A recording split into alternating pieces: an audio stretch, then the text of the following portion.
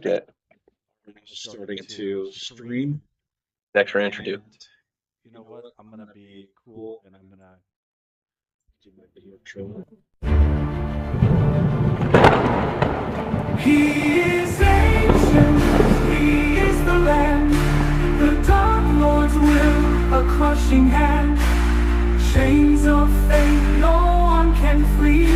Baruvia's prison, eternity. One launches blades in the night to strike the heart, to end his life. The other muse, bloodbound sworn, serving darkness, forever eternity. The mists will claim both weak and bold. Strahd's story etched in crimson cold. Prisoners all to fate we bow. Baruvia's curse in eternity.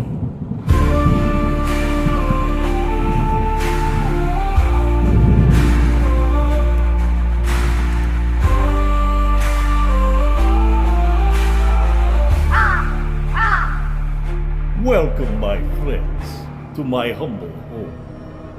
Welcome to Barovia.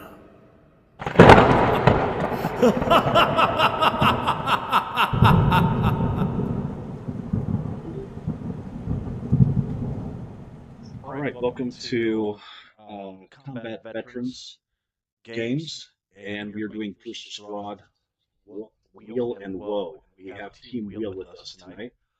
Just requested a D100 roll from them to find out how they know each other. We're starting off in a tavern that a few of the players on here already know about. There is the distinct shield emblem above the fireplace, and a warm, welcoming environment. A little bit of haze and smoke, and some music entertainment that is setting up but hasn't yet started playing. But the shield emblem above the fireplace has a lovely tortoise on it, and the emblem of TT. This is the Titillating Tortoise. It is no longer run by drunks. His daughter ended up taking over for the management of the tavern after the evil mother was destroyed by four amazing heroes. Things in Anthropia have been doing very well, but there is still work for adventurers to be able to find. And so currently, the four of you are celebrating your latest victory as a group. But the first question is, how did you all meet each other? So we were going to do how somewhat knows Sir Arthur, and he rolled a 49. So,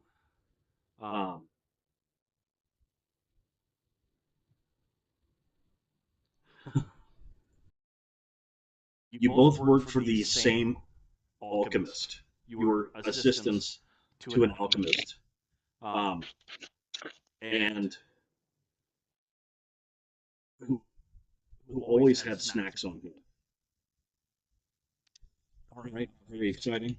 How Sir Arthur knows Liev, what was that, a 40 what? No, it's 30. 35. 33. A 33? Oh, Sir Arthur rolled a 35. Sir Arthur rolled a 35. Okay. So, you are traveling fans of the same bard, and you are fresh out of narcotics. dang it. Oh, that's terrible. Yeah, I know. Liev, you know the great Pinion by you are victims of the same criminal. Oh, Oh, hooray! Which is not that Must be that narcotic seller that's not getting back to you. possible. And 25 amateur athletes who have a bone deteriorating curse. No. Yes. All right. So, what we're going to do is the first adventure that you went on, you were down in a, you were actually at the Titillating Tavern, and there was a infestation of rats that were down in the cell. You had all met up with each other. You have some history together, but your first venture into this tavern together, kind of looking for work, and you came up to the bartender, Tatiana, and she's like, and you're like looking for work. She's like, I got a problem with some rats down in the cellar. I mean, you guys could maybe take a look at that. And what I'm going to have is first, someone, if you could, do a D20 roll. Just a straight D20 roll, so just that / roll D20. And so with it being above a 10, it means that it was successful, but it's not real high. So give me an idea of how this went down, where as you were starting to, how did that adventure go down? Your level 1 characters all together, what was your role in going down and destroying these rats? So initially, I felt that there's probably only like 1 or 2. There's not a nest of them, just not very many. Get down there and it's a whole nest, whole bunch of them. So I didn't bring the proper equipment. I only brought a few arrows and maybe a dual short sword, and going, this is gonna be a little bit more difficult than I thought. And Sir Arthur, when you found out that it was a full nest of rats, and it was actually a lot more dangerous than you had initially thought, because you're like, rats, this isn't what I signed up for. I want to like destroy evil. How did Sir Arthur feel about that? I mean, he already wasn't excited because it's not the kind of work he typically seeks after. It just kind of, okay, I'll take what I can get at this time. Then it was like, shit, I'm not mentally prepared for this. What does Sir Arthur have as a background? Hunting and destroying vampires is what he lives for. So you have had a character background. I don't think that Vampire Hunter is. Oh no, is available on that. Yeah, I know I built that. Where do I pull that up on? Oh, what's the high school in Buffy the Vampire Slayer? There is that.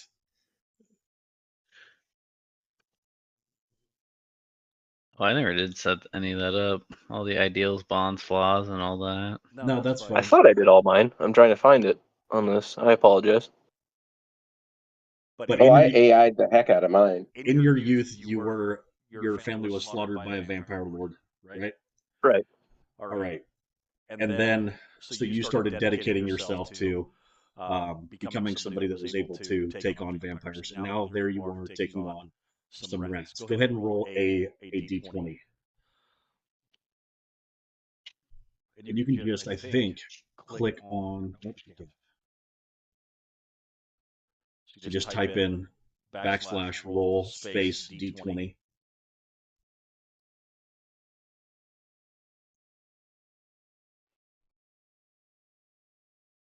If I could spell correctly. You don't even have to put you don't want to type out roll. You can just hit /R space D20. Oh, it'll okay. do it for you. Oh, you didn't know that, Nick? I didn't know that. You can do that. All right. Yeah. So you came in with a lot of confidence, right? Thinking that this is going to be no problem. But it turns out that your first interaction with these rats did not go well. Overall, the mission succeeded, right? But what is it that happened with Sir Arthur that kind of started to make it look like things might get a little mucked up? Like I said, he didn't go in really mentally prepared for that, and while we were trying to go through slaughtering this nest, there was a nest above his head that he kind of walked into and had fucking rats fall all over him and start biting him in the neck and shoulders, and not really a good start. Right. Nobody wants the paladin to go down in the first encounter that the party ever has together. All right. Even if it's the tutorial. And speaking of, Commercial. this is just the tutorial, and it's like he almost died during the tutorial, but he lived. All right, VF. As a druid, how did you feel about this plan to go and eradicate a rat nest down below a tavern? I mean, as a druid, I do sympathize with rats. However, if they are causing problems to the success of the business, then I think that they probably at minimum need to be relocated. And if they're resisting the relocation, then they need to be removed with some sort of force. So I mean, if we tried to move them peacefully first and they didn't really opt for that option, then I'm okay with kind of getting rid of them and letting the business run as is. So did you have a plan for relocation? I mean, I could try to like convince them to Go ahead and roll your To go. d20, and we'll see if the ideas that you had were well received, or if the plan was done. Oh, that did not. You need the space there and D in front of the 20. So backslash the R. We're gonna get it one of these times. Okay. That was closer. So without the greater than, just the backslash Oh, R space okay. D20. Okay, I did it. Yep. There we go. Okay. So it did not go well. All right. Now the question is, was it the plan that didn't go well, or was it you trying to help these other three with something that was more your expertise that didn't go well? I feel like perhaps it was they really didn't like. I tried to convince the rats, and they were not convinced.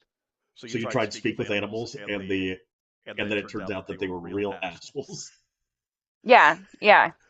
And I was like, all right, well, fuck this. I think I may have just antagonized them more, and then they attacked. Then they fell on the paladin and started to munch him.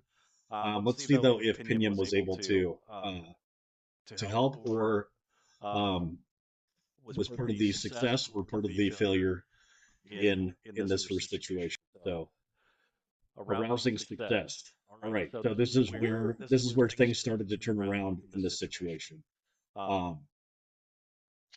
What is it that Pinion did in order to help pull success from the jaws of defeat as the paladin was being just deluged in rat? Well, I got really lucky because I came down last after all the big people came down. And so I got to see a little bit of a different perspective from them. Not to say they didn't have really good ideas, but I got to see some stuff and I was like, hey, the relocation thing, that's probably a good plan. But it was hard to take off with all those rats eating that paladin. And so I got to come down there and I got to help the paladin get some of the furries off of him. And then we just helped, scoot him out, crack crevice here, crack there. We didn't have to kill all of them. The dark, gloomy guy seemed to think that we needed to kill everything. Most of them out. Maybe, I don't know, killed maybe like 23.6, 23.9% of them. There we go. And with the explanation of dark and gloomy, what's kind of people's first impressions of your character when they first meet? We'll go ahead and do reverse order this time and start off with Pinion. What's kind of a first impression that you get when you meet Pinion for the first time? When people meet Pinion for the first time, they are struck by how small he is. He's small even for gnomes. Kind of just wild hair, just really untreated ADHD, I guess would be the best way to say. Just kind of all over the place, really nice. but can follow a conversation for only so long. Got it. So a little bit ADHD, and so ADHD and tiny is the first impression that they get about Pinion. All over the place, yes. And then as you get to know Pinion, and as you work with him in a team, what's his biggest strength and his biggest flaw? Biggest strength, I would say, is there's no situation that doesn't have at least two answers. There's always a plan, and there's always a backup plan. And the flaw is just because he thinks it's a good backup plan or main plan. Yeah, sometimes they're really not. So he loves to think, he loves to have options, but sometimes he doesn't make the best decisions. Got it. All right, Miev. First impressions when somebody meets you for the first time. So I feel like the first impression is like, oh wow, like that's a tall half orc. Okay, whatever.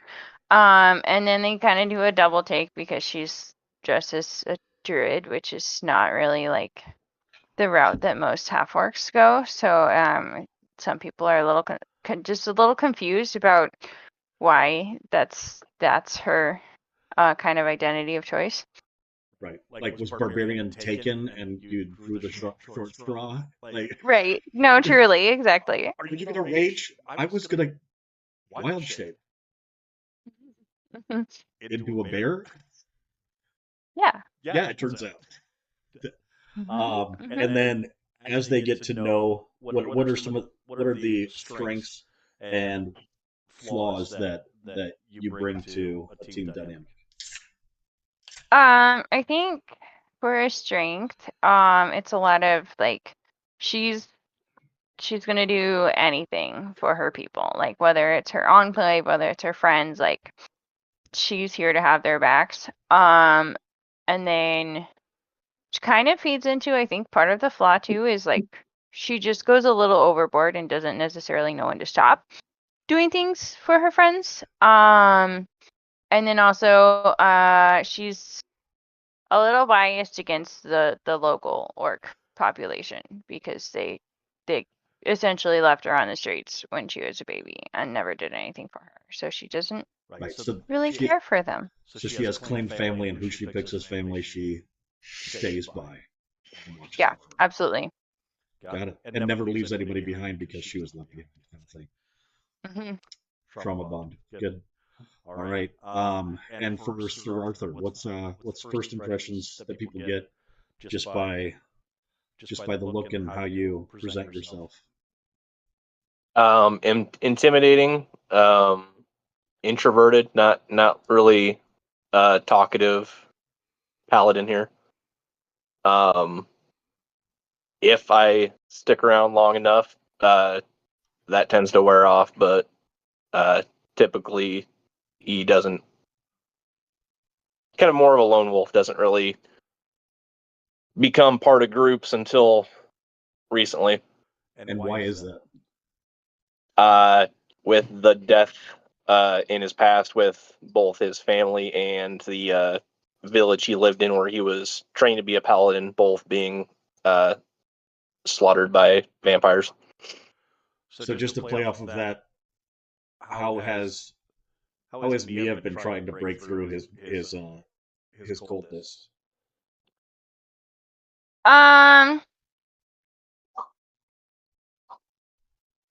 It's a lot of like I feel like there's been probably some wild shaped like puppies in the past. Like just try to gonna like pop up, sit there and like go fetch him something and bring it back, give him the puppy eyes. Okay. Got it. Yeah, I like it. And for somewhat first impressions. Just kind of a dark, gloomier type of guy. Is a big philosopher, likes to talk about supernatural things, Also loves to talk in his infernal language. Thinks that's a huge flex. That he knows infernal. So when I cast spells, I will be speaking Infernal as I cast them. All right. Well, I want you to roleplay that. Can you give me some infernal right now? I have no idea how a devil would talk. That's really disappointing. That's really disappointing. But Yeah. I'm gonna allow it. Right. And then as what are like your and I think I skipped over this for Sir Arthur. So go back to Sir Arthur. Strengths that you bring to the strengths and flaws. Like I said, as far as flaws go, he's not one to normally work in a group, so it takes a minute to kind of build that camaraderie and group dynamic. But he's with all the death he's seen, he as much as you wouldn't think so, because he's a loner, he will try to help whoever he can. So once that camaraderie's built, I mean, even before that, he's pretty protective of the innocent. Yep. So he's protective, but he's not going to talk about it. Right. I'll let my actions do the talking. Exactly. Got it. And for somewhat Hans Velsing, what kind of strengths and flaws?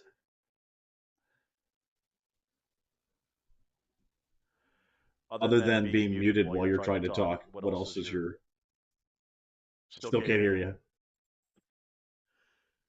Nope.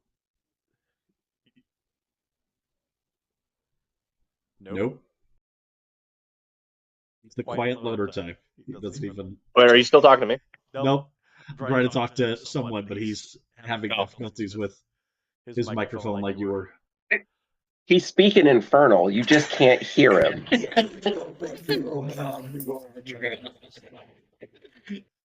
Is he back? Okay, you flex to... How about now? Yep, now we're good. Okay. All right. Just plug it in, plug it back in. You know, that whole IT trick. IT. So one of strengths, I mean, his abilities. He never misses. Even if he does miss, he doesn't miss because he can see very well. Right. And that also is his flaw. I think someone once said your overconfidence is your biggest weakness. Yep. That's what he's got. Yep. Too easy. All right. So you have come in to the Titillating Tavern again after there was a competition at Restore Arena trying to give yourself some credibility, so got to be able to fight in the arena and pit yourselves against some other adventuring groups. Go ahead and roll d20s, everybody. So since we all just rolled d20s, click in it and hit control and the up arrow key. It will do your last thing, and you can just hit it. Okay. Oh, see? Look at all this information that keeps happening. Good thing he's speaking in common, so you can all understand him.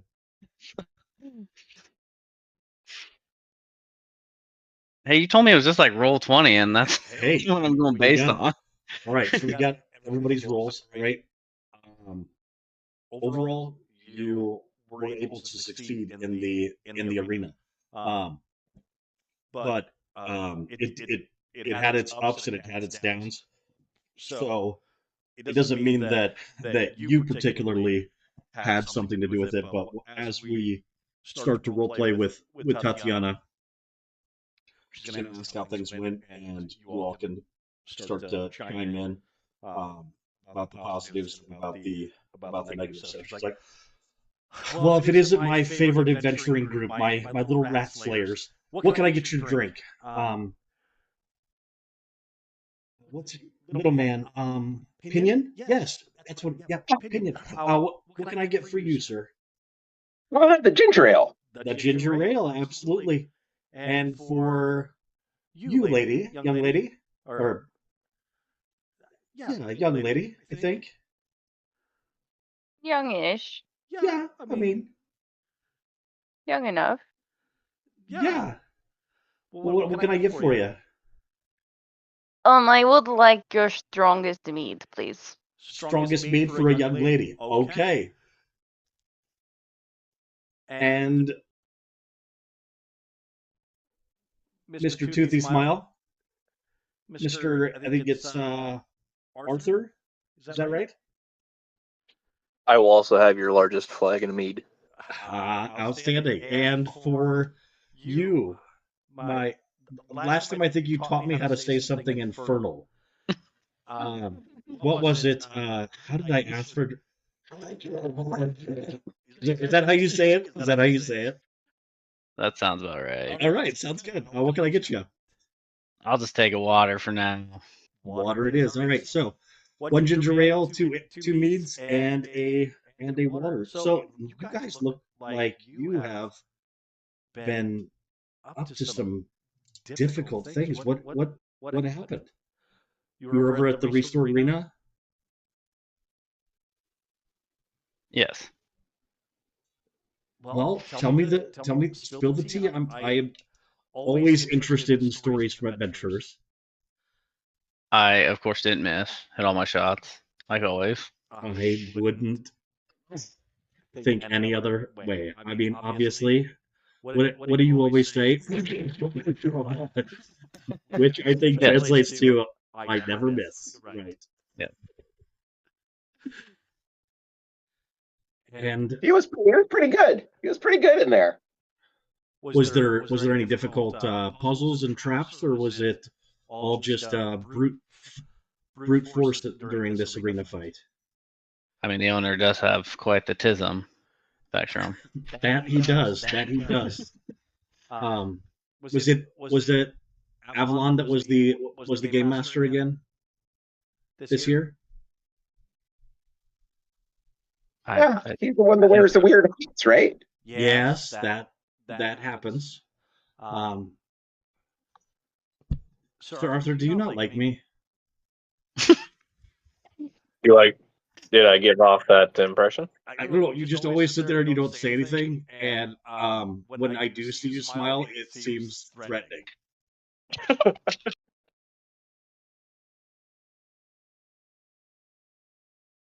He just gets hungry for Oh, the blood well, of the you're zombies. so quiet. All right, so it's me. Got it. Miev, how do you hang out with these three? Miev is just like downing her mead. She did not have a good fight. That's how you deal with it. That makes sense. I'm going to do a shot with you guys. All right. So she lines up some dragon breath shots. And she's like, I've been having a bad night as well. So here's to you, my rat slayers. And holds up it's like Fireball with a shot of Tabasco in it. And that's what the dragon breath shot is. Right. And she downs it, and you start to get the impression that there is something that is kind of stressing her out, and she keeps glancing back into the corner behind her. How did it go? Did you were you able to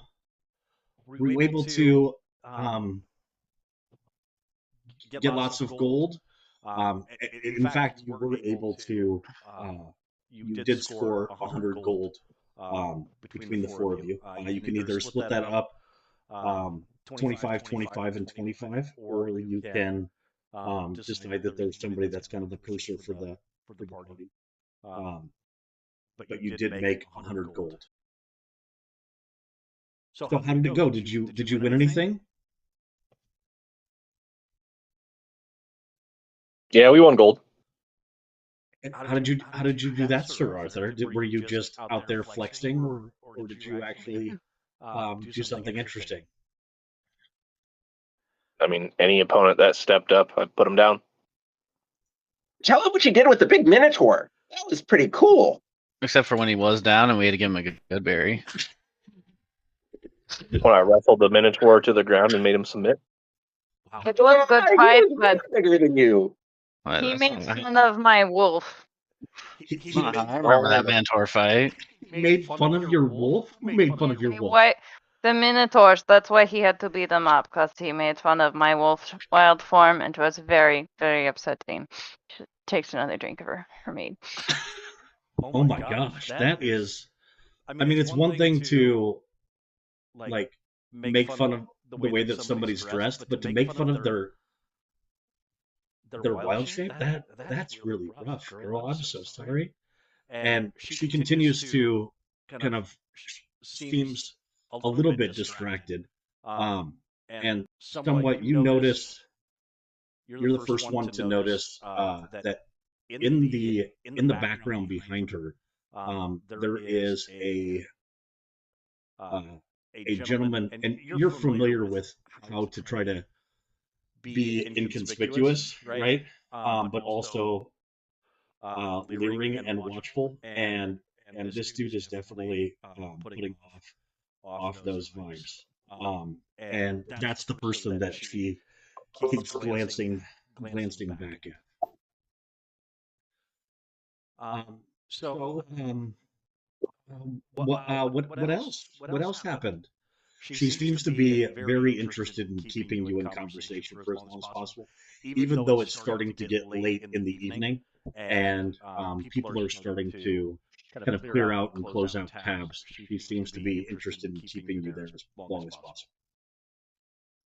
Can we see? Can we see more into the corner? Like, if we notice she keeps looking and she's keeping us around, do we notice anything extra special as the night goes on? This guy staying in the corner. So go ahead and do an insight check. Are we level 3 at this point? You are level 3 at this point.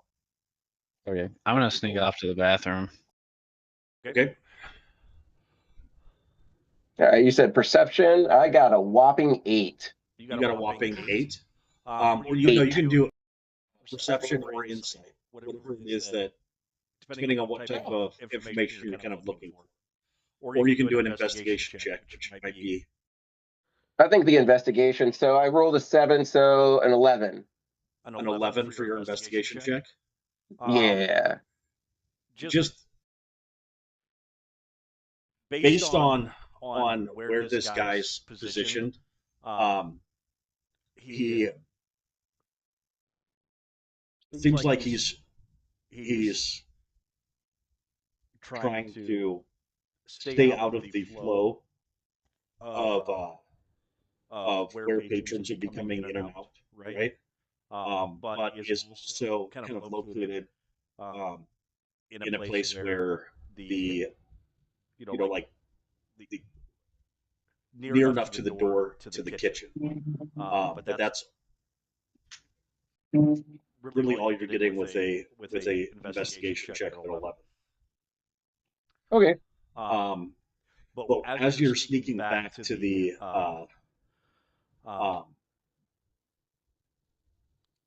bathroom somewhat, you get a little bit of a closer look at this individual, and he seems to be an older gentleman, maybe like in his 40s, and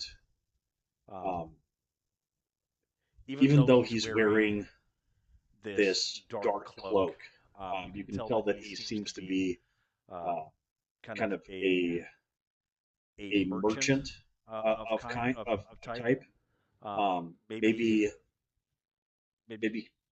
well-to-do, but also likely could handle himself in a fight. Does he have like guards with him? Not that you see right now. But he does seem like the type of asshole that That kind of stunts my plan. So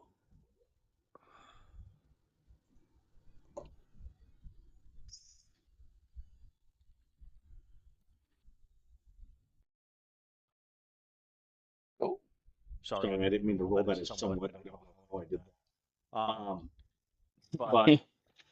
But Tatiana kind of notices curiosity at the individual in the back, and she kind of leans in. That guy's been coming here every weekend when there's a festival in town, and stays until close, and then he's just been becoming more and more aggressive in his desire to walk me home, and he gives me the creeps.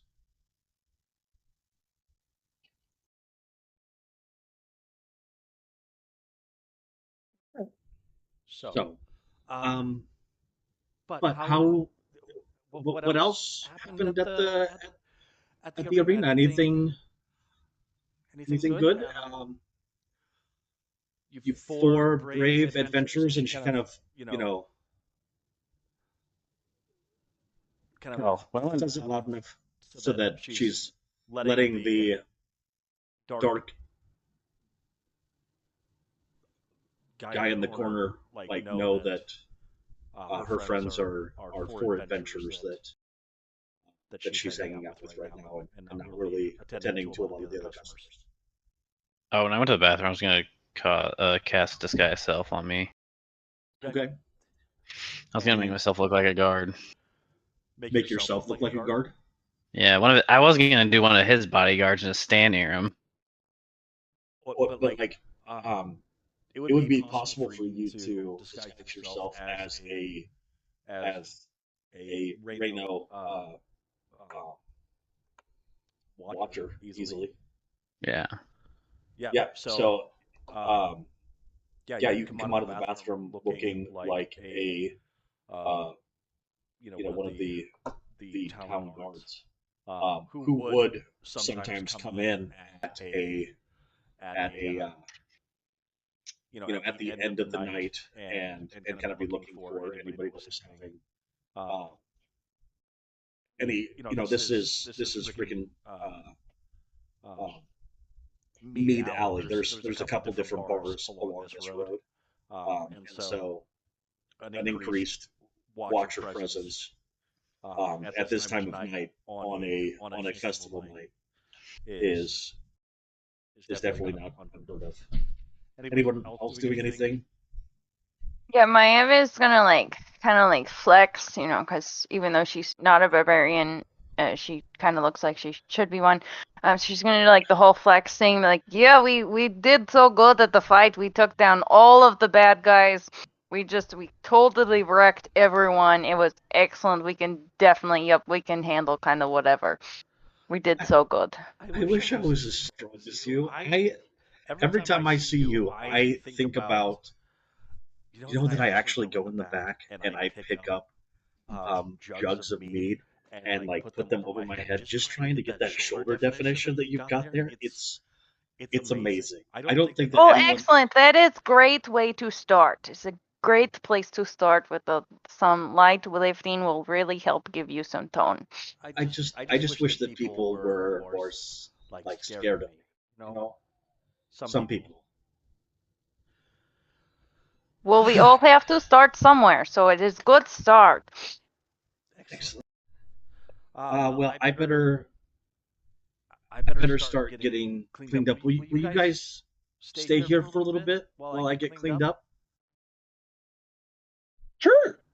Yes, clean up. Can I start taking care of some tables with you? Yeah, that would be great. Yeah, that would be really great. I just sit down at the end of the bar. Just sit down at the end of the bar. Yeah. All right, you guys all watch as someone has been gone in the bathroom for a long time, and now there's a guard sitting at the edge of the bar that is definitely someone. Unless, is this something that happens often? Do you have a signal that you can give? Oh no. I would prefer no one know. Okay, so you classic lone wolf. No one's going to know. So yeah, it continues where kind of everything's getting cleaned up from the bar as after a few minutes, it looks like you, four, Tatiana, and this dude are about to be the last ones in the tavern. However, as the last group of patrons that are over in the corner, they've had a pretty rousing time. Tatiana's clearing off their empties and telling them to have a great night. They're laughing and joking as they get up to start leaving, the the individual that was over in the corner gets up and walks out with them as well. Oh my gosh! Thank God he left finally. I thank you so much for staying. That guy gives me the creeps, guys. Yeah, I can see why he was kind of just creepy in the corner. I walk out with him. It's like Sir Arthur, but trying to get my number, as opposed to Sir Arthur, who you've never tried to hit on me. But I imagine that's what you would do if you were trying to hit on somebody, like a little too aggressive and less not shiny. very much polished. I mean, He's but you're less good. shiny. You're a good-looking guy. Like, I would love to have you as a ring on my finger or as somebody on my arm. Your scales are amazing. I think that dragon breath shot is starting to get to me. I'm talking a lot, and I just want to go home. Are you guys staying here, or are you staying somewhere else? You can't afford to stay here right now, but maybe you could if it wasn't filled up. Now that you have your 100 gold, you were staying at a dive in down the road a ways. Are you guys here? Or do you have to? Or you have somewhere else to go? Oh, we are not here. We're down the road. Do you want us to walk you home? Oh my God, yes. Would you do that? Absolutely. And Maya's gonna throw an arm around her shoulders. Oh my gosh, that is so nice. Thank you so much. I tell you what. And she runs in the back and grabs out 3 promotional posters, and they're actually wooden as opposed to the printed off ones. And on the back side it says free drink, right? And it's sort of free drink posters. Okay, and she says, we are doing this as a promotional one, but I'm sure that Lots wouldn't mind if I gave them to you. And if she does, just come in when she's not here, and I will make sure to hook you guys up with free drinks, because I really appreciate it. And that way, in case you don't come in for a while, and I see, I think I'm gonna remember though. I mean, you got a freaking dragonborn and a half orc, Mr. Mystery over there. Where did he go anyway? And little man, you're so cute. Where did the other guy go? Is he still in the bathroom? He comes and goes. Maybe, maybe not. We never know. He's not too far, I'd imagine. Okay. He also likes to hide in shadows sometimes. We just don't question it by this point. Officer, we're closing up now, so we're gonna go ahead and Oh, I followed him out. Oh, you followed the guy out? Yeah. Because she was kicking everybody out, so I had to act like a guard going, oh, you're closing. Yep. I'll leave and so you. When you get outside, what do you do when you're when you go outside with them? I just observe where they go. I mean, do you stay close to the door, or do you Yeah, I don't. Follow? I'm not too far away. Yeah. So unless there's an alleyway right to the right, and they took off that way, I'd probably look around. No, the 3 patrons that were up in the front corner, they are starting to walk down the road, and they are the best of friends. You don't know if they met that night or they've been friends for 15 years, but they are supporting each other. It's like a bunch of toddlers trying to help each other walk for the first time. That's how they're moving down. The Dark Man, we'll just call him the Dark Man. He just gives you a nod, and you hear like a "thank you for your service" kind of a comment, and he starts to walk down the road. And because of your dark vision, you notice that he walks kind of down the road and pretends to be very interested. This is maybe just at the limit of your dark vision. Seems to be very interested in the architecture of this area. Seems to be waiting around for anybody else to be leaving, but looking like he nonchalantly wants to do that. You also notice that the evening, because it's a more fall day than usually happens this time of year. There is that shift of the ground still being very warm, and and cool air moving in, creating this dense fog that's coming in from the Warden Sea. And so it's difficult to be able to keep your eyes on him because of the fog rolling in, but you're able to keep him tracked. As you are tracking him, the other Tatiana and the other three of your arena crew come out the door, and she's like, "Thank you, thank you, thank you. I appreciate it so much. Thank you very much. Oh my gosh, you can't see shit out here. This is bullshit. I go to work and it's early and the sun's just coming up, and I leave and the sun's fucking down. I don't think I've ever seen the sun since I started fucking working here. Do you know what that's like? Shit, I think this dragon breath is really fucking getting to me, guys. Thank you so much for walking me. I appreciate it. I really do." Not a problem. And so as you step out into this fog, it is like I said, it's thick. Where are you at somewhat as these individuals step out? You're still in kind of your guard persona. Oh, I wouldn't venture too far. Just notice that guy just left, and that's all. From the front door. I would just follow behind them as they're walking her. And are you keeping kind of your arm around her, kind of keeping her with you?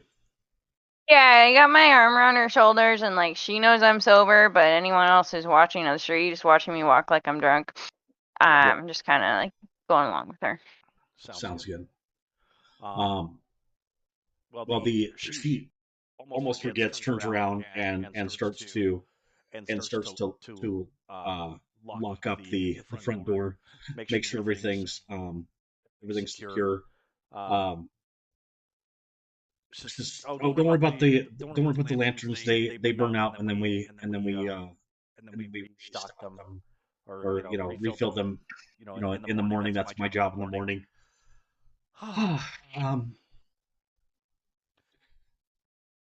As you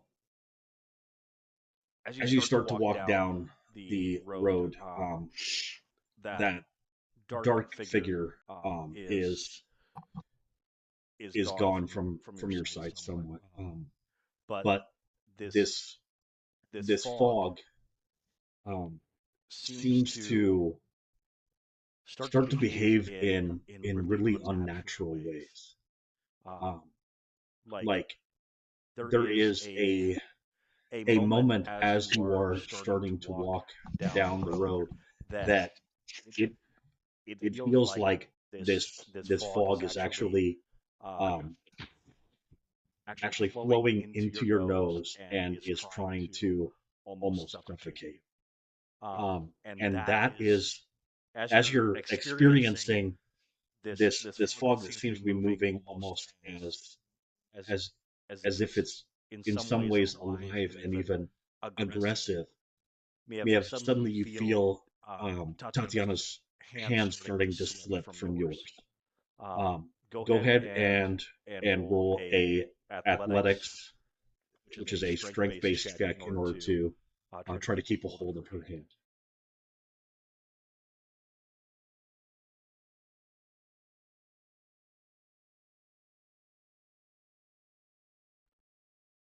Nick, has an hour passed within me casting this? No, not yet.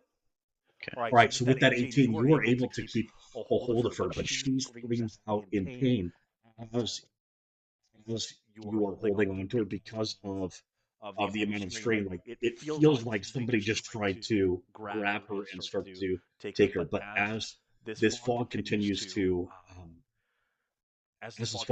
build, the only thing that you can see right now, Miev, is Tatiana's face, and her eyes are wide, and you can see though that she is screaming at the top of her lungs, but you can hear nothing. For the other three of you, you watch as Miev and Tatiana disappear into this fog and into this swirling mist. What do the three of you do? That's odd. I'm going to go in and see where they went. So I'm going to go into the mist. As you go into the mist, you find Miev and kind of run into, I'm guessing, the back of her calves or maybe the back of her knees. And what do you do when you find her? You can feel her struggling.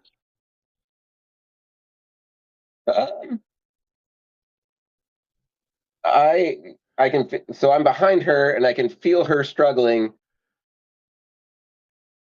Can I tell where she's struggling from? Is it from something above her, in front of her? So imagine that you in kind of, so you can vaguely make out her form. So that just imagine that you're in a very foggy situation or even a darkened situation, right? And you come upon somebody that you can start to make out, and they're like playing almost a game of tug of war. Okay. All right. I am going to I'm going to stay behind her, but like right underneath, almost halfling-esque, like so I can maybe jump out or hit something in front of her. But I'm going to send Piston to the front of her to see if there's anything that we can't see. Excellent. What is what's the Dragonborn Paladin doing as he walks into the foggy and hears the sound of Tatiana's scream? Yeah, so I was following in behind just in case something came up on us, but when that happened, I drew my weapon and followed into the fog. And I'm just trying to see what's going on, see what I can make of it, and I'm just preparing for anything. All right. Miev, do you let go of Tatiana at all?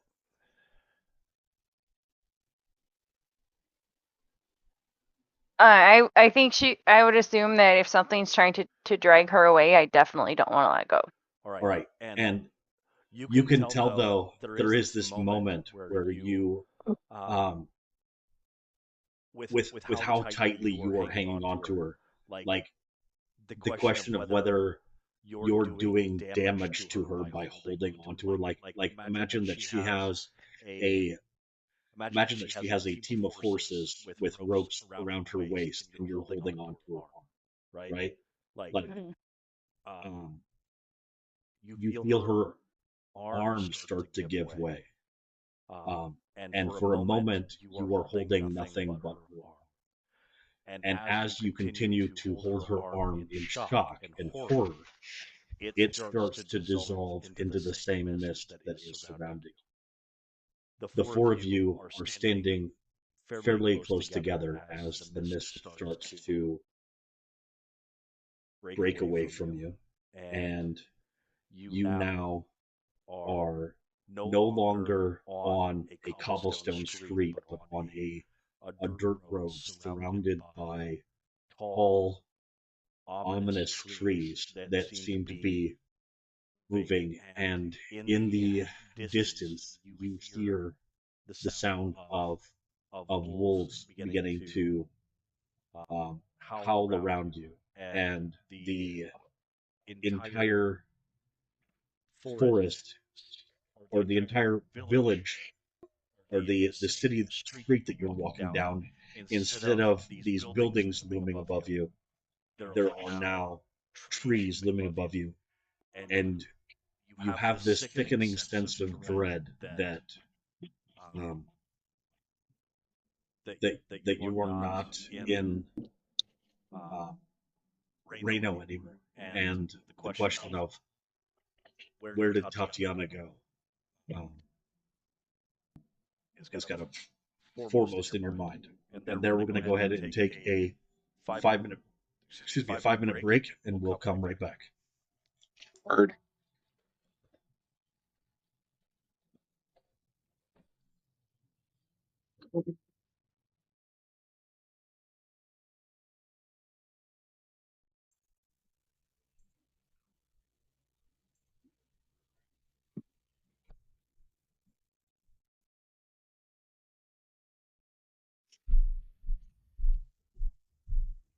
So we're in Barovia now. This break is brought to you by Mountain Dew. Right? So I'm wondering, are we in forest? I mean, yeah, it sounds like it. Why do you get it? Do you get like a bonus? I'll just share it in the chat.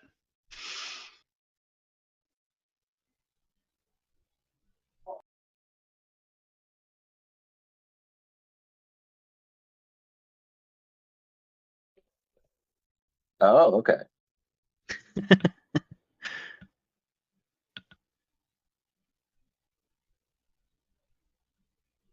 Yeah, if I go by myself, I can go stealthy at a normal pace.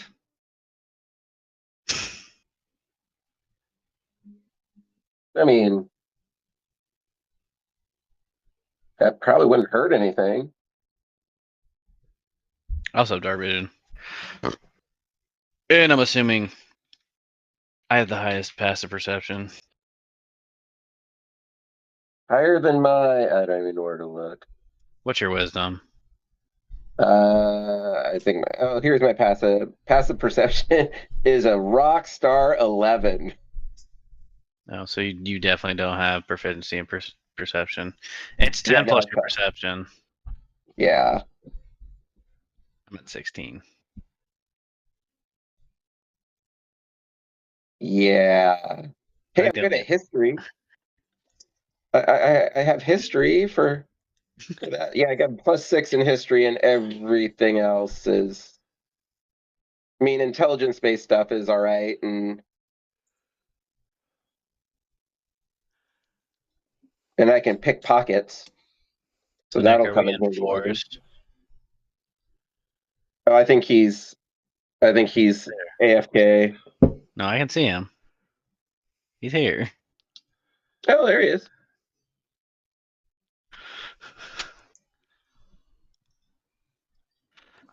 He just doesn't want to talk to you. I just shared in the chat that my natural explorer is forest. I was uncomfortable in those streets anyway.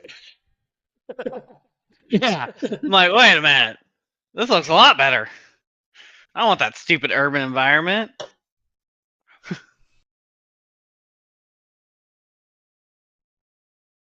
Right.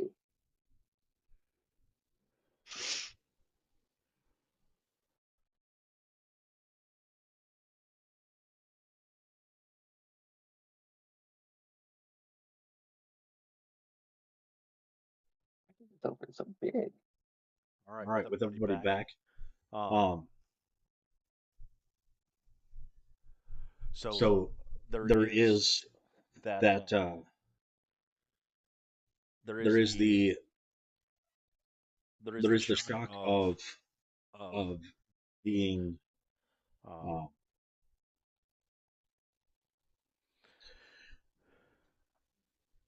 being discombobulated in that you're suddenly not where you thought you were,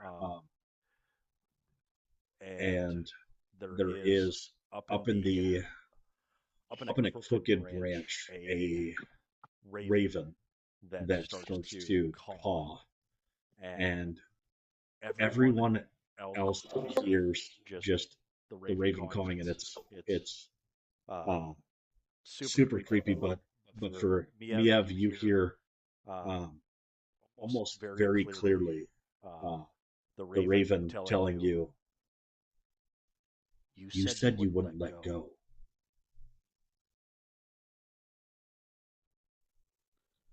I'm gonna look at it and say, I didn't let go.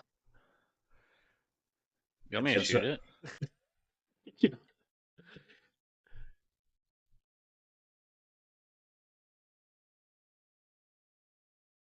So what you see on the slide is what you see now, just a road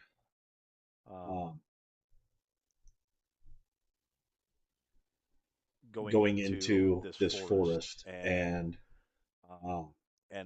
behind you is a thicker mist. What does everybody decide to do? What's everybody thinking?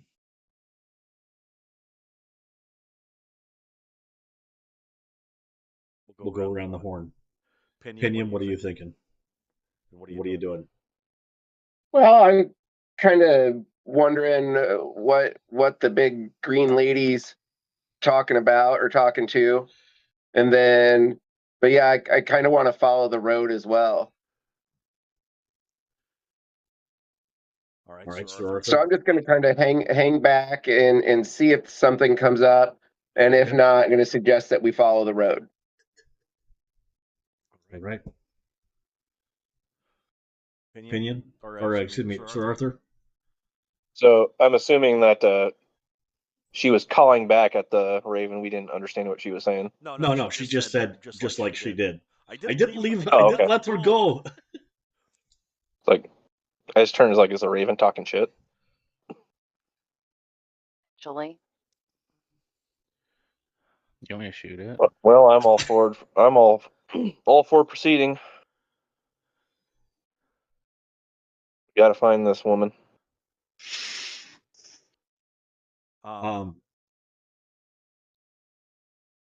actually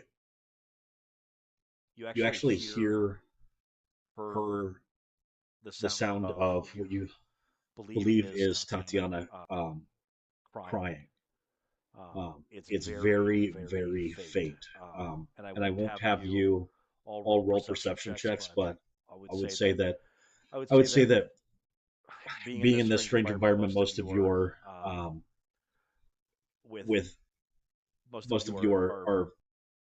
fairly attentive to the situation and kind of listening for anything that would be indications, but you can hear the soft sounds of someone crying in the distance. But more than that, you can hear the sound of these wolves that seem to be on either side of the road. Every once in a while, you actually get a glimpse of the reflective eyes in the mist just off of the roads, and it's kind of one of those things of where if you try to look directly at that spot, it becomes difficult to see, and then you see it out of the corner of your eye, and these wolves are almost just either taunting you or testing you. How do you move down this road? Like, what's your order of march as you're moving down? I'll go in front. Okay. And are you separated from the rest of the group, or are you, or is there somebody like directly behind you? I mean, if the group wants me to, I can go out in front and scout and then kind of report back. Situation.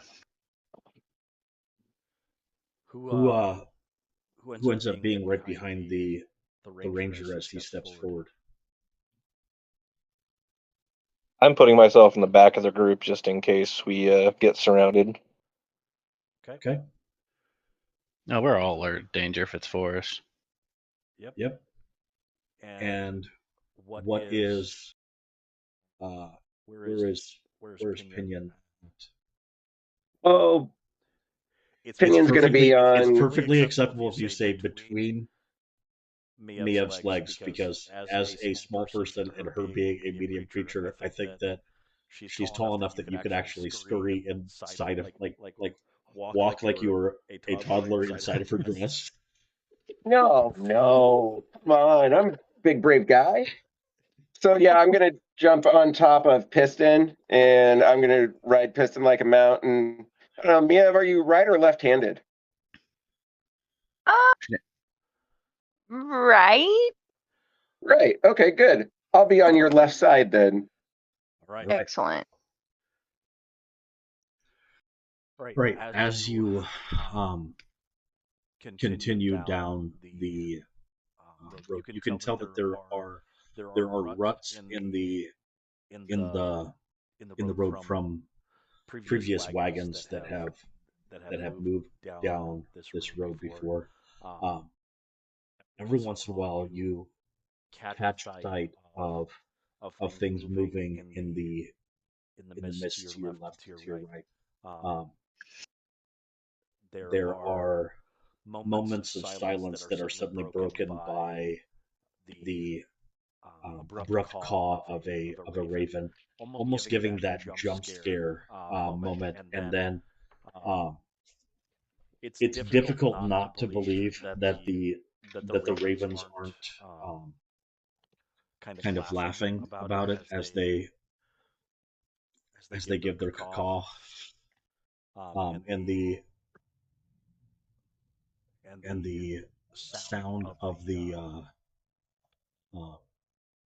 wolves continues as you continue to move down through the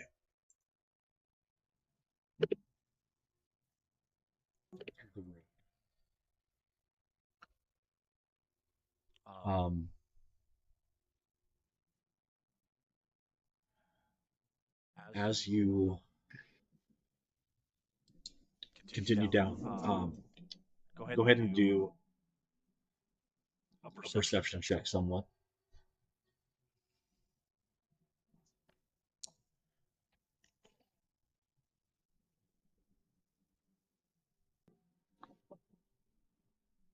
$22. 22. So, before you were able to stop the group, about 60 feet away, and hardly anybody else can probably spot it, but you see on the side of the road up ahead a body laying in the street, or laying in the road.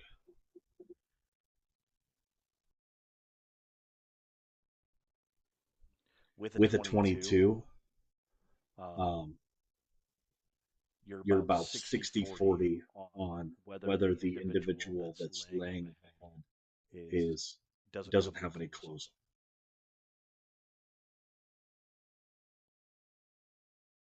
Okay.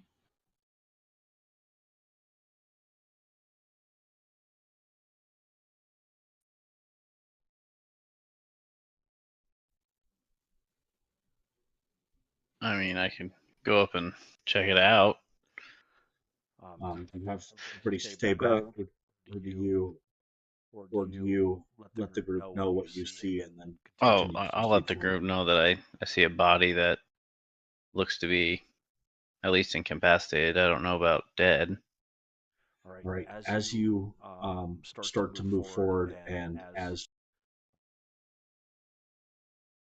becomes more clear, all of you have dark vision, correct? Or am I wrong? I know I do. You do. Yes, I do. Pretty Okay. sure I do. Wait, I didn't know Dragonborn's got it. Jason was the only one I was worried about. That doesn't help us in fog, though, does it? it doesn't help pierce the fog. I'm just wondering if you all are using torchlight or are you just relying on dark vision. There You keep that bright thing away from me. is there isn't much in the way of moonlight. You can tell that there seems to be some moonlight, but it's covered by the cloud cover and the trees. So the ability to see very well is fairly difficult. But as Just you as of are level getting 3, I have it. as you are getting a little bit closer, you can start to identify that this person, this body that's in the road, is most likely dead, or they should be, because they're missing a leg and what seems to be most of their insides are on the outside.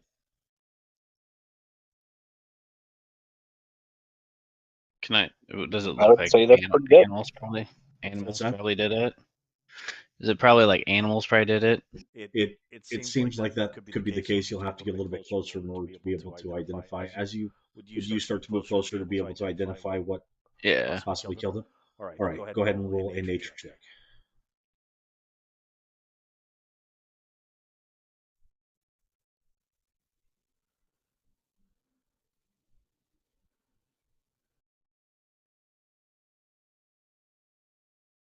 All right, with the 21. It is most definitely wolves that killed this man. Also, with your perception check and with you can tell that he seems to be laying on top of something, like a piece of wood. What's interesting about it is that the people don't. Most of the time, that in your experience, wolves do not strip their victims, right? They just eat around the clothing that they're wearing. This person has been stripped naked and eaten by wolves. It is unlikely that the wolves stripped him naked before starting to eat.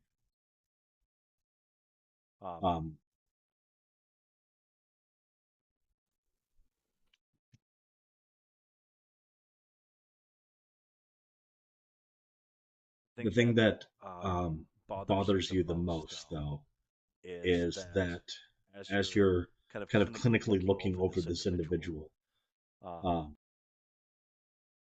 who was the person that was also the alchemist apprentice with you? Sir Arthur. Sir Arthur?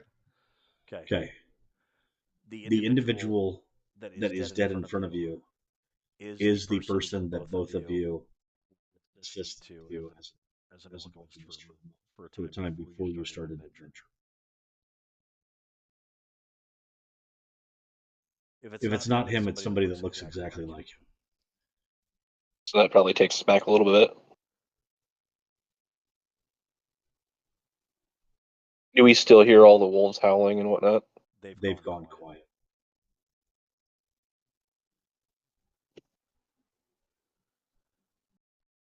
Well, that's not good.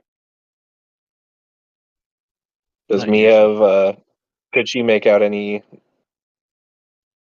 that the wolves were howling, or You have to speak wolf. Yeah, what were they saying? I mean, or just Raven?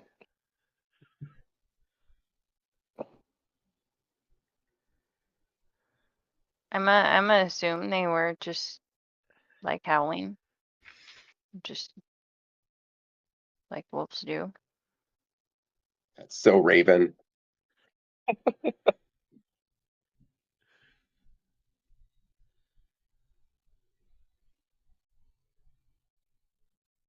Why did they stop?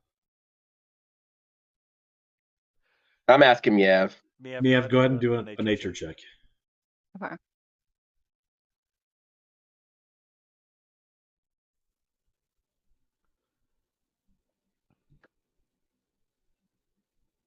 Uh, 8.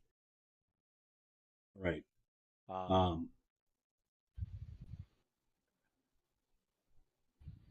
So your best guess in this situation is that you know that wolves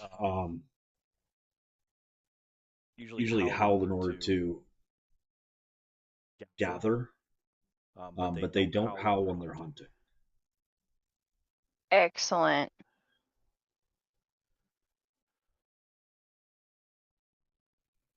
So guard up. Assume we are being hunted.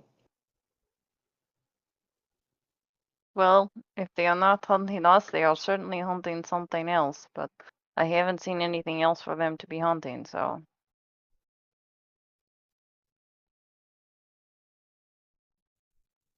All right, what do you do with the body?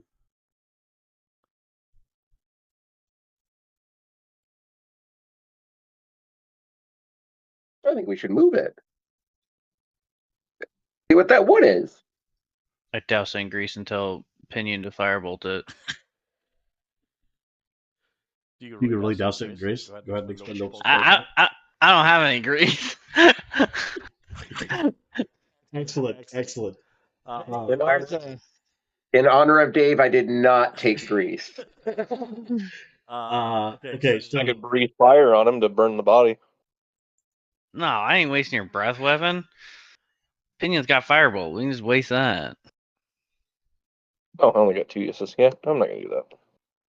No, he has a cantrip that could just do it. You say I Yeah, it's true. produced flame, which is also fire. can I ask you a question? If right now you as individuals came upon a dead body,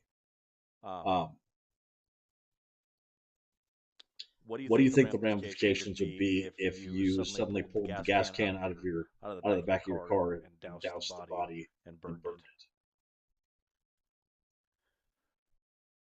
it? Even if it was a situation where it was like,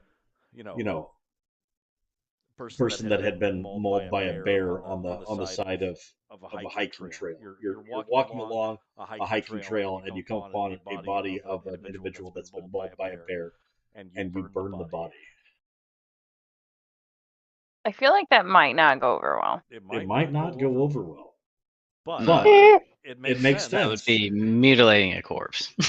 So I think there's like, could you just walk past it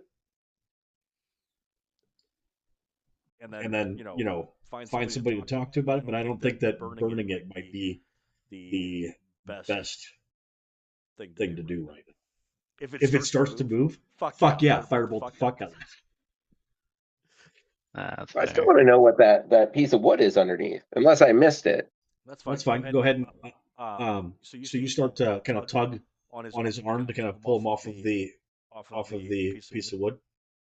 Oh, I have Piston start to tug on his arm. Okay, so Because Piston's stronger than I am. Yeah, Piston grabs onto his arm and kind of starts to tug him away. And as Piston starts to tug him away, you see that underneath him is the sign for the titillating tortoise. The chain has broken free. It's almost like it was taken by strong winds, but the body was laying on top of the muddied sign of the titillating tortoise. I knew we should have sided with Mother. We wouldn't have left. Suddenly the ranger speaks some kind of heresy based on a previous campaign. A distant relative was a part of it for me.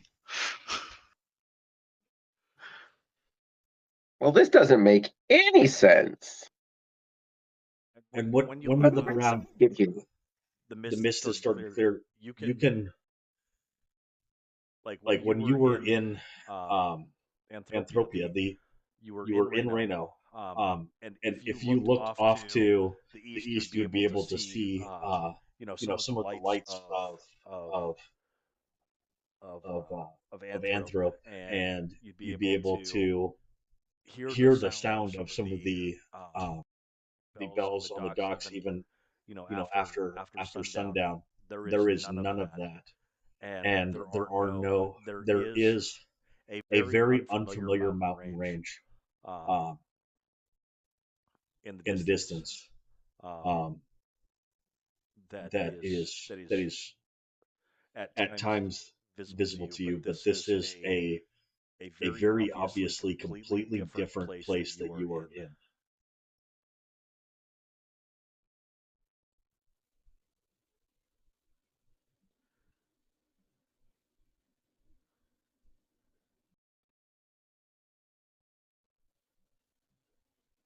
So somehow we got here, and the sign got here, but it got here before us because this gentleman has been dead for at least a little while. Where we were always Yeah, here. I don't recall the tortoise missing a sign. Yeah, this is the same sign that was on the outside of the Titillating. I have a feeling we were already here.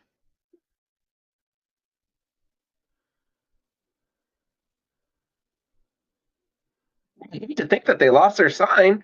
I guess we should pick it up and go return it. Up ahead, about up ahead a distance, you hear the sound of a horse in distress. Not distress, but the way that you would expect a horse to behave, if if it was on a road surrounded by fucking wolves, right? Does everybody know the sound that horse makes? Right? You hear that up ahead, out of sight, just beyond the bend.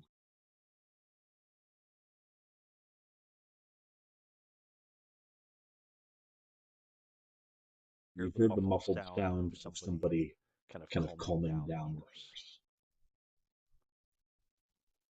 Maybe they know where we are. Let's go to them. My Ev is ready to fight some wolves.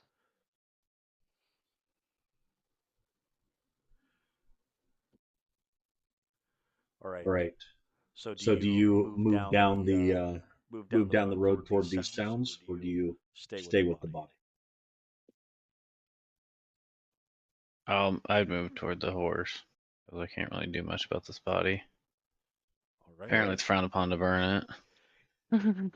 Apparently, it is frowned upon in almost all cultures to desecrate a dead body, as opposed to trying to find out if there's anybody that loved this person.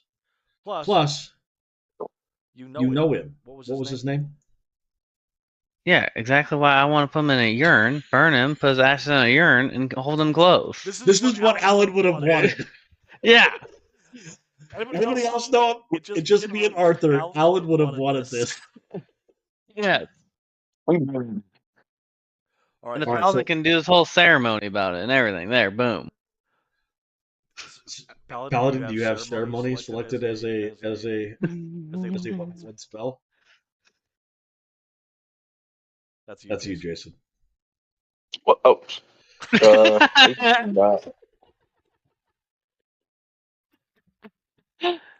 The answer's no. Nope. I bet he doesn't. No, I said I don't. Can you guys not hear me now? Yeah, we can hear you. We can hear you. Okay. Yeah. No, I don't. All right. No. All right. Good. All right. So, what's the general consensus of the group? Are we? I'm heading toward the horse. Heading toward the horse. What's everybody else doing? I would like to head towards the horse. Okay. All right. With two starting to move toward the horse, does that include everybody else? Then? Yeah, I'm not hanging around here by myself.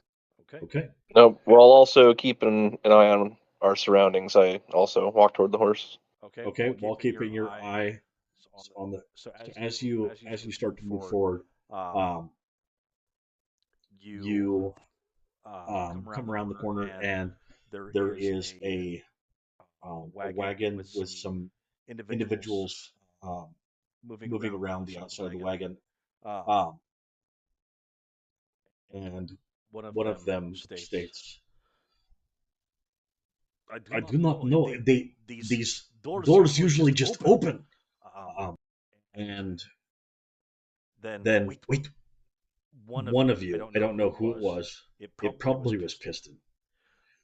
Steps on a branch, some crispy leaves, and one of the individuals in this caravan turns and, "Hey, who is there? Who is it?" And you come upon this sight, and the gentleman in the red robe starts to step forward. "Who is there? Come out." Who steps forward first? I'll step forward first. Oh my goodness! You are a strange fellow. Hello. My name is Vincent. And what is your name, sir? Vincent, I am Sir Arthur. It is good to see you. We usually don't have travelers on the Svalet Road. It is rare. Well, we were escorting a friend of ours home who disappeared during the dense fog, and then we came across a dead body while we were looking for her. So then You're escorting a young woman. Well, we have a few young women here if you are interested. Perhaps one of them would like an escort. How much are you willing to pay? this woman was not an escort. I thought you were the escort. Yeah, you understand my confusion. Well, we should probably get on with our business, and you can get on with yours. We are just trying to figure out what the heck is wrong with this with these doors. And you look beyond the individual and can see that there are large gates that begin to slowly, there is a sudden crack noise as these gates begin to open up. And there are two large statues along either side of the gate, and as they start to open, Vincent starts to gather his caravan, and somebody else up front is like, "I told you, it's easy. They just open on their own. All right, let's get these carriages moving." And the three carriages that they have begin to get turned around and start to head through these large gates. Do you follow, or do you wait a little while before starting to move in? Before they start rolling out, I ask him if he's seen our friend and give a quick description. Well, how would you describe this young lady? I mean, I did show you a picture of her, and so you have seen her. How would you describe this?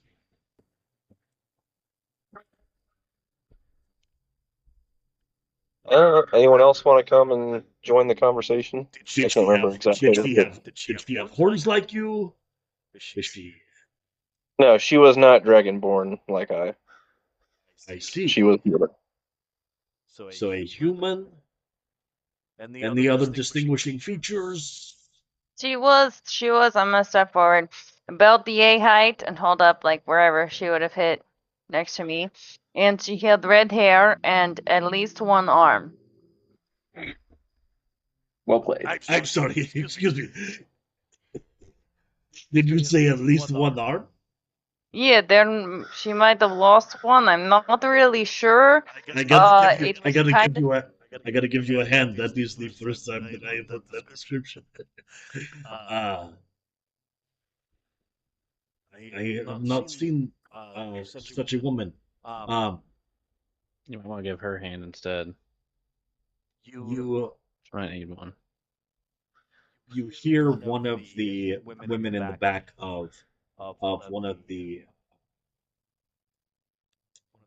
carriages start to speak up, and as soon as she starts to speak up, one of the other carriage hands like bangs on the back of the carriage. Quiet.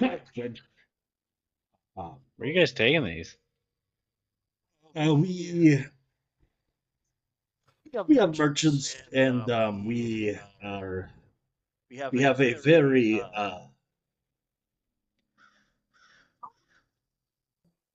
we have an employer with a very particular taste.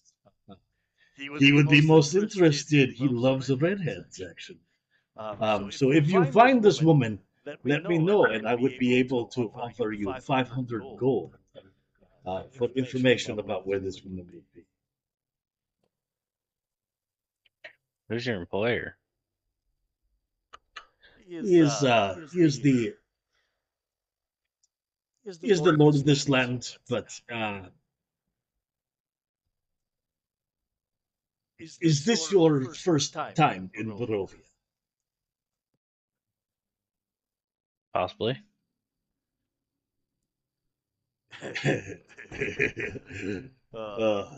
You don't know where you are, do you? Hey! You said Barovia? Yeah, these guys are taken by the mist, and they start to laugh. I figured you weren't Vistani, and so the fact that you were even walking up that road, it was a little weird to see. But maybe we'll be seeing each other later on. But I have to catch up with my caravan. It was very good to meet you.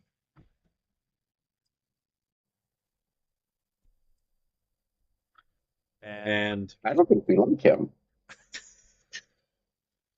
as you continue, I think it's aggressive. He won't see me. All he'll see is an arrow. I'm not sure I want to see him again. If I do it might be as bear and not as me. That's fair. That's fair. I'll definitely see him. He won't see me. All right, so they continue to move through the gate, and as the last of their caravans go through, the gates close.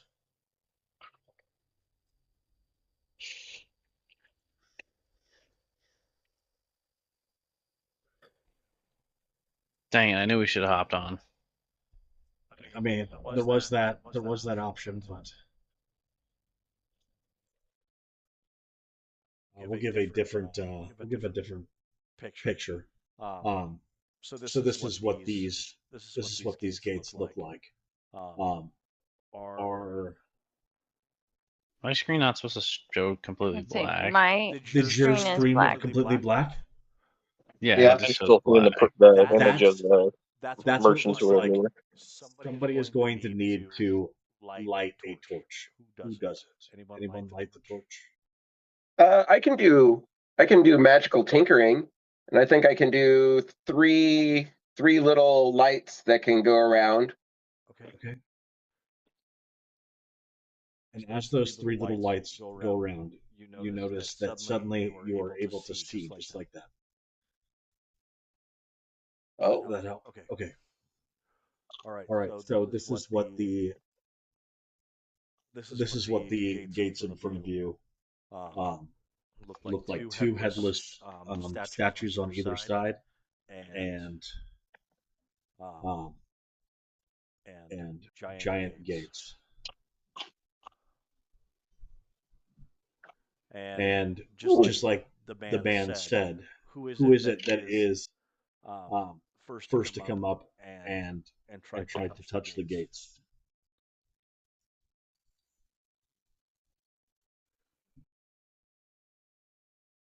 I'll do I'll it. go touch it. Oh, okay. The big guy. The boat. I saw a boat. All right. As you walk up to the gates, and as soon as you touch them, they start to open, and you are able to start to move down through those gates, and again continue to find nothing but this wood and this road, and continue to walk down while hearing these wolves on either side of the road calling out to each other. There is the signs of the wagons that have moved down this road with fresh tracks, but since they are traveling with carriages, they are able to move faster than you, and so as their wagons start to disappear from your hearing, you start to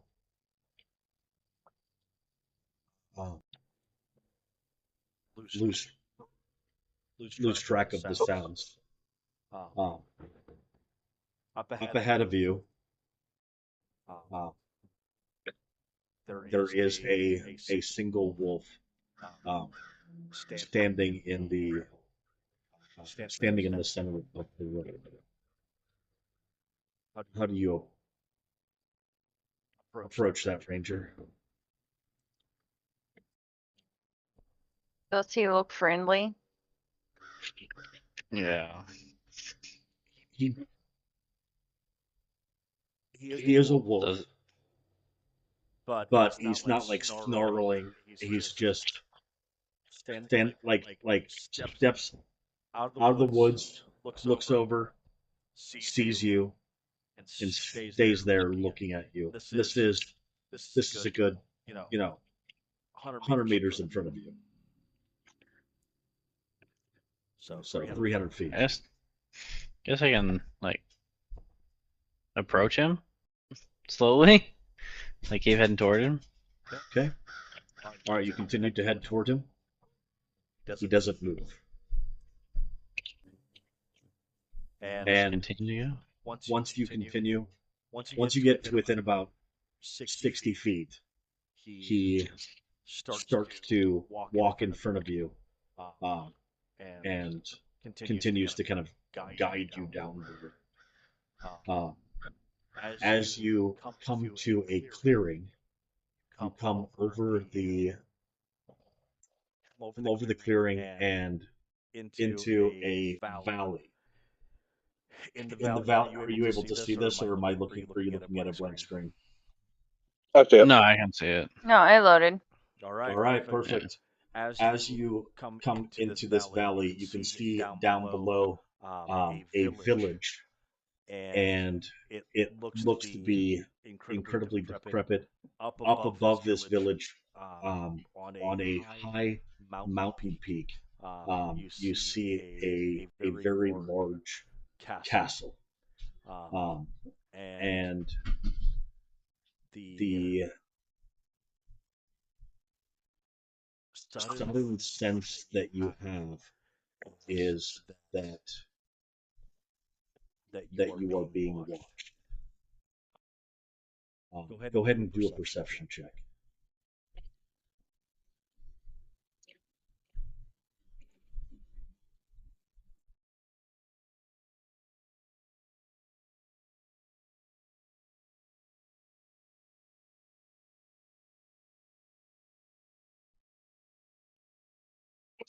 Man, to do that. Oh, you'll have to do it on your sheet. Oh, okay.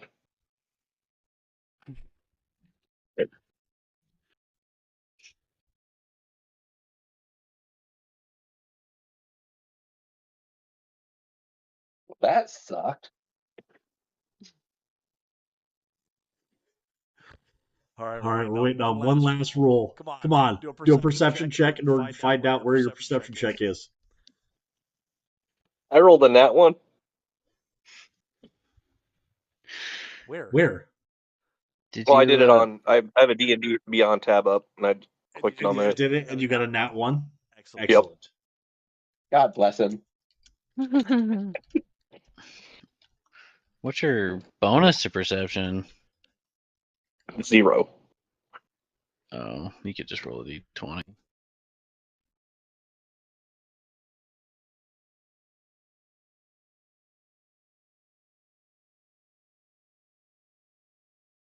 I probably have the best passive, don't I? Probably.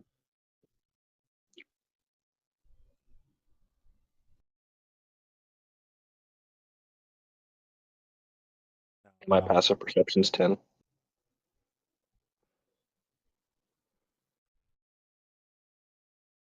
Start to continue down toward the village in front of you, or do you?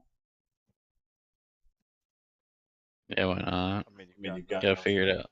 got Ain't nothing else. Yeah. All right, at least you can tell somebody that there was a dead body back there. The fog actually thins just enough to allow you to see a signpost that says Barovia. But all of the trees seem to be leaning in toward you, as if that feeling that you have of being watched is because the trees are listening to every step that you make through that sound that you had heard back before you even went through the gates, the sound of crying, of weeping and wailing, is actually getting stronger and stronger as you continue closer and closer to the village. It's a woman screaming in the night, and the sun is just starting to come up. When you had been, you realize has been about 4 hours since you were having last call at the Titillating Tavern. The sun is just starting to come up, and there is the sound of a woman screaming in the night, screaming until the early hours of the morning. As you come into this village that is the village of Barovia, and that is where we are going to end tonight's session, and we will continue in the village of Barovia when we meet next Sunday. All right? Works. Sounds good. Sounds good. Sounds good. All right. I'm going to stop the